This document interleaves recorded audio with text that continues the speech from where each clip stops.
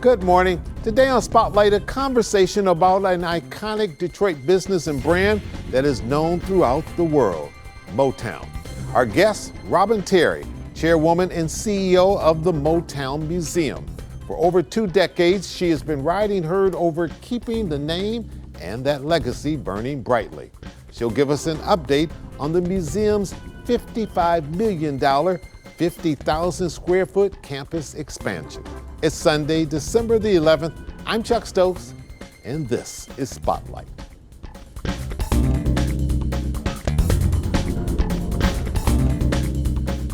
All right, let's start. Last time you were here, you were talking about the Motown expansion.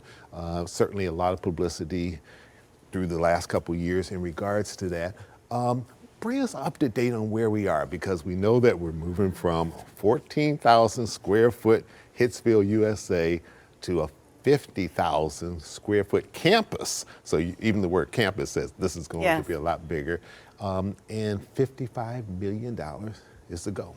Absolutely. So Chuck, since I was here last, not only have we raised over $43 million towards this expansion, but we have successfully celebrated the opening of the first 2 phases of this expansion. There are 3 phases, the first being Hitsville Next, which is really the hub of all of the creative energy and activity. So when you think about Motown and what it brought to the community, it was the place that if you were a creative person, a music maker, you wanted to be there.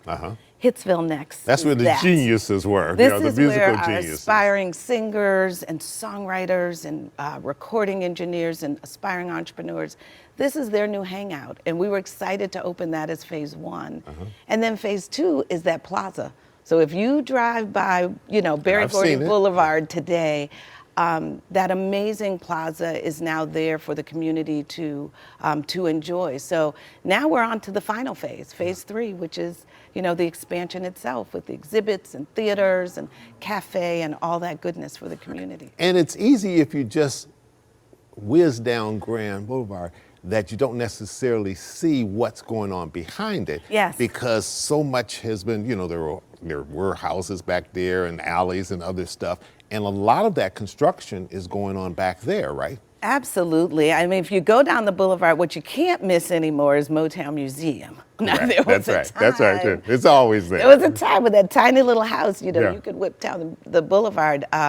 Those days are over. It's a beautiful campus, but it is very obvious that there's construction underway, and that's what we're excited about, because the momentum continues, the construction continues. So if we equate this to a baseball game, I'd say you're on third base right now, Let's go to finish. Trying to get home. You mentioned that you're at 40 some odd thousand now, trying to get to that 55. What's the game plan to get there now? I imagine you want a nice mix of certainly the big donors coming in. That helps. But you've always advertised for the small donations, just so that everybody, I guess, would feel, when it's all said and done, everybody feels a part of this. There's a place for everybody. This is a community project. And oftentimes, you hear about these very large gifts, millions of dollars, and you think that, the person that may have a couple $100 or $100 doesn't have a place in that.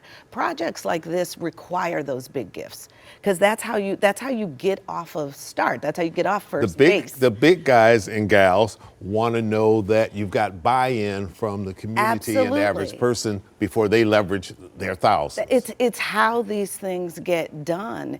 But trust me when I say, this is a community project. We know Motown itself was built on folks going and buying 45s. That's right. Right? They may not have had a lot of money, but they were buying those 45s. So there will be a place for anyone who wants to be a part of this. There's a great story, and I won't say the woman's name because I don't know that she wants to be known, but one of our board members was approached in church by a woman probably in her mid-80s, with a check she had for $200.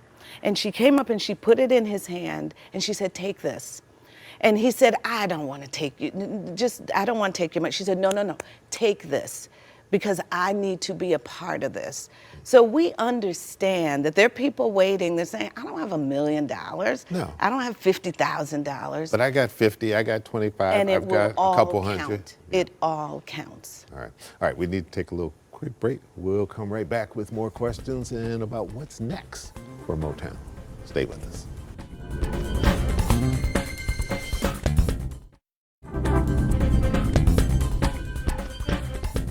And welcome back to Spotlight, talking to Robin Terry. She is the chairwoman and the CEO of the Motown Museum. Let's talk big picture. I'm going to step back just a little bit because where we are today has a lot to do with Esther Gordy Edwards, Absolutely. your grandmother. How much of an impact was she on your life, and how much does this have to do with not just your vision in the current board, but her vision decades ago? So first and foremost, my grandmother is one of the greatest women. I've had the great fortune to have some incredible women, inspiring women in my life. And my grandmother, Esther Gordy Edwards, is right up there at the top of that list. I learned so many things from her, including just how to lead as a woman.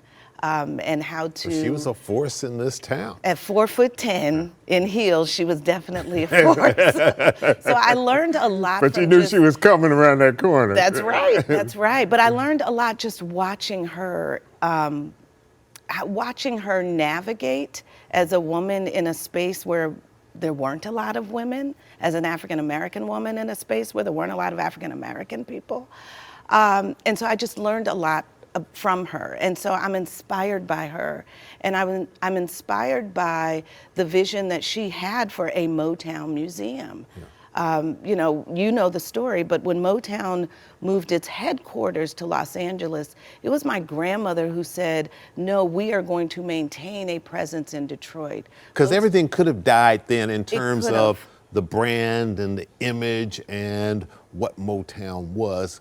Could have all gone West Coast, and that house might not be there today if somebody had bulldozed it or something. Absolutely, or bought it, turned it into something else. So it really was her foresight and her vision that became the foundation for Motown's stability, or Motown remaining in Detroit. Mm-hmm. So it technically never left because she sustained it here. And so now what we are doing, coming behind her after she has set the foundation, is really saying, with that foundation and the inspiration that she's, given this community and the global community, how do we activate that inspiration? Take it to the next level. How do we? Absolutely. So when someone comes through that museum, they stand on that hallowed ground and they are inspired.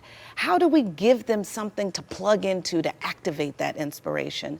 And really, that's what Hitsville Next is about. And it's for those of us who remember the heyday of Motown because we lived through it as teenagers and young kids, but it's also for passing along to that next generation, our kids and our grandkids who didn't live through that period, but still hear the music, but didn't know the real story behind it, and give them inspiration for things that they may be wanting to do. Yeah, if you were there for the opening of the Plaza and Hitsville Next back in August, mm-hmm. with, Smokey Robinson, Otis Williams, 20 of our other alumni, local alumni, what you saw, and then a sea of our friends and donors, partners, what you saw was this multi-generational celebration of legacy happening. And that's really what it is. It is the next generation, gleaning from this foundation that's been set, all of that talent, all of that commitment to your craft, all of that spirit of collaboration and music making. It really is a multi-generational kind of thing. And so had it not been for the tremendous legacy that those Motown acts and those alumni built, and they continue to do. Otis is still performing. Yeah. Smokey's still performing, right? But they're still doing what they do. He's doing great. Yeah. If they weren't continuing to make that magic, then there'd be nothing for the next generation to hold on to. So we're here to just create that bridge. How many people on a regular basis visit here, and from where? So over 100,000 people annually come to visit Motown Museum. We turn thousands of people away because the space it's a small space. Yeah. And if you've been there, you know that the physical space and the capacity, we won't even talk about COVID and a pandemic, but it just limits the number of people that you have. And the fans who press their way to that space come from all corners of the world. Because the music is everywhere. That's and the it's still beauty of everywhere. it. That's the beauty of it, is that people come from all over the world to this little space. And one of my favorite things about Motown, period, as a legacy, is the way that it unites people who are very different. You know, no matter what your political views are, no matter what color you are, no matter how much money you have, there's something about, you know, that moment where they make it to that space, and it can be somebody black and white. Right. And they look at each other and I think they're very different. And the barriers that it broke down, that the 100%. entertainers, you know, when I interviewed Otis, you know, earlier this year, he talked about, you know, going into the various musical venues, and when they started, blacks on one side, whites on the other side, and by the time the show ended, or they came back to that same place a year later, they were all together. That's what happens at the museum, because people arrive there, and when they see each other there, they know that immediately they have something in common because they're both there. So suddenly we have something in common. We're not just different, and that becomes a starting point for conversation. So, you know, that is the part of the legacy, quite frankly, that I think I love the most, is that it brings people together. We know that it is a local attraction, it is a national landmark, but it is an international destination. And that is proven because when you look at, you know, the numbers of, you know, what drives people to the state of Michigan, what brings them to Detroit, Motown Museum is one of the top international tourist destinations in the state of Michigan. And that means that people intentionally make that pilgrimage to this great That's on their state. to-do list when they come here. It's Yes, like, I gotta they see this, intentionally press Cars, their way. Motown, and a couple other things, Henryport Museum in Greenfield Village, a couple other things, and it's like, okay, and that means I'm you good. get business, you get hotels, you have transportation, all benefiting, and the expansion is only going to multiply that exponentially. All right, we got to rest till the break, come back. You got a lot of programs going on. We're going to talk about these programs and what's coming up in 2023. Okay. We'll be right back.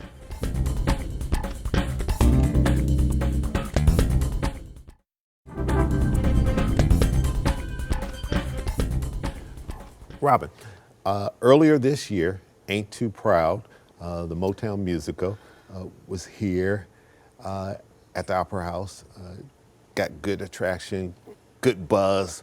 Otis Williams came in. You know, I saw people give him standing ovations. Then he was recently just back here a week or so ago when he was honored by the Black United Fund, and you could tell he was emotionally moved because he was getting an honor that wasn't musical related. It was for what he's done as a human being. Absolutely. And giving back. But what kind of crossover do you get from that play to where it all started? Whenever there's a musical, you know, that's Motown. And we say Broadway musical. Broadway musical, Broadway, not just it's Broadway now musical and celebrated Broadway musical. It's a testament to the legacy of Motown and how the world still has such an appetite to celebrate that legacy.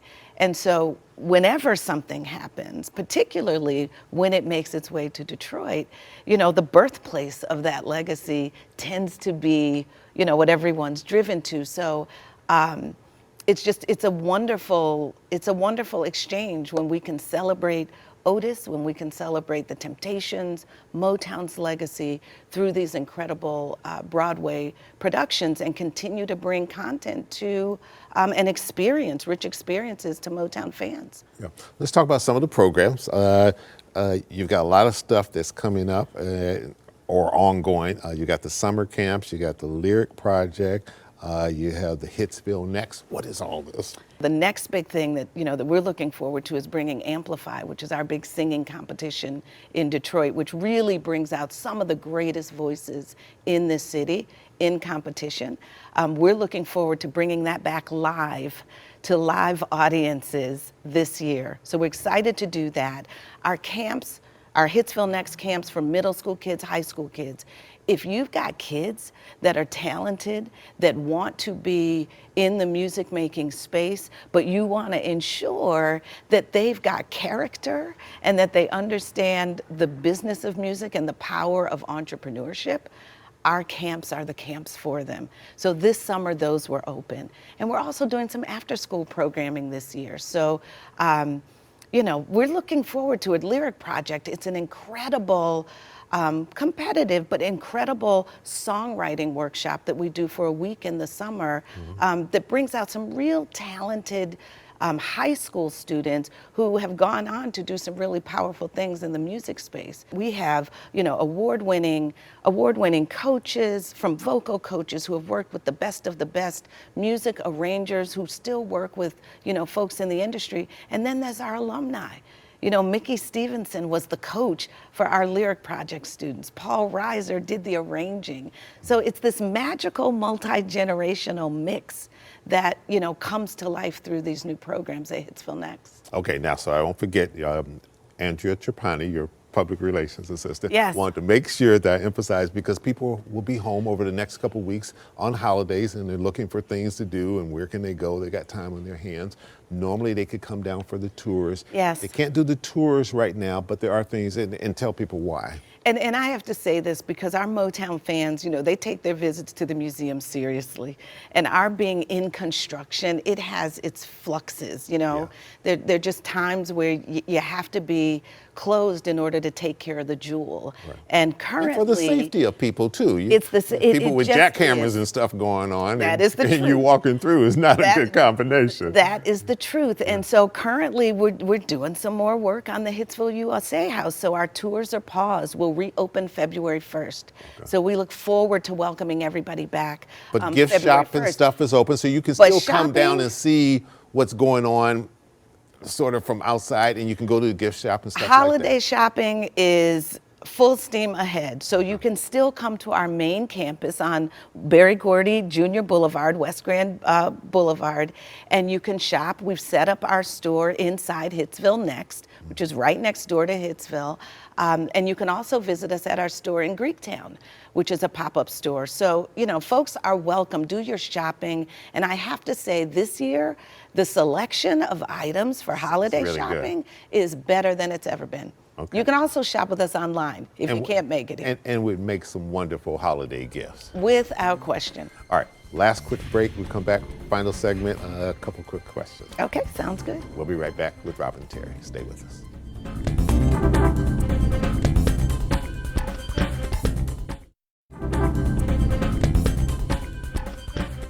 All right, now I was reading, in 2021, you were honored by Crain's Magazine as one of the most influential women in the city of Detroit. And there's a little thing in there that says your best friends call you Dr. Doolittle? Oh, God. Tell me about this. You know how you say something sometimes and you're like, why did I say that? So And that's you because can't take it back. Because that's because you love animals and nature? It just is. I mean, it's just a fun thing. And I'm a huge animal lover. I always have been. And, I rescue animals. I've got a lot of fun stories, but people call me Rescue Robin. So I just, I have a thing for our furry We got friends. one of those here. Our Kim Craig on our newsroom staff loves animals. Kim and I need to get together. Well, let me tell you, you'd have a conversation because if she sees any animal that looks like they're in distress, she's out there. I can't handle that. I can't handle that. So I just have, a deep love for animals. Barry's doing well. We know that he recently lost his brother. He is. Our family is, doing okay. Keep them in your prayers, because we started out with what we call the Great Eight. And those were, the Gordy siblings. And losing our Uncle Robert, who was the youngest, now, that leaves my Uncle Barry. And it's just, that's a tough time for our family and for, the legacy of Motown, but you have to remember they're humans and families at the heart of all of that. What I love is that they're being celebrated. And we know last year we had the Kennedy Honors, the 44th Kennedy Honors, where my uncle was celebrated. And now this year we're looking forward to Music Cares, which is celebrating both my uncle and Smokey Robinson, his best friend in life and in music. And so, it will be a wonderful year, again, of celebration of these incredible people, who continue to contribute to the culture, the legacy, the spirit of this country and the world. You and Curtis, are you grooming another set of do the Gordys just kind of keep going on here? And you need my kids to hear this, right? All right, listen up, kids. Listen to Mom. Vaughn, Curtis, get this together. It is. Because part of the success is keeping that legacy going so that next generation understands what the generation before did, et cetera, so that 100 years from now, people are still experiencing what Motown was all about. We are being very mindful to include family members and alumni, their children. There's a real effort. I think it's important that those legacies are represented in the museum's leadership. And so there are actually spaces we hold on our board for legacy members of Motown, just to ensure that what you're saying, which is really that authentic nature of that is Motown and Motown Museum, that authenticity remains in the spirit of everything that we do. All right. Best of luck. Congratulations on all that you've done so far. That $55 million is in sight. From your lips to God's ears. You've gotten this far. You've come too far to turn around and make a U-turn. So we're going to get there as a city, as a state, and as a nation. It's going to be a great landmark. Well, Chuck, I thank you for just always being a champion for this museum. We appreciate you. Well, it's us. It's us. It's us. It's Michigan. Thanks so much, and happy holidays to you and your family. Thank you. Same to you. And I'm Chuck Stokes. We'll be back next week with more newsmakers in the spotlight. We hope you have a great week.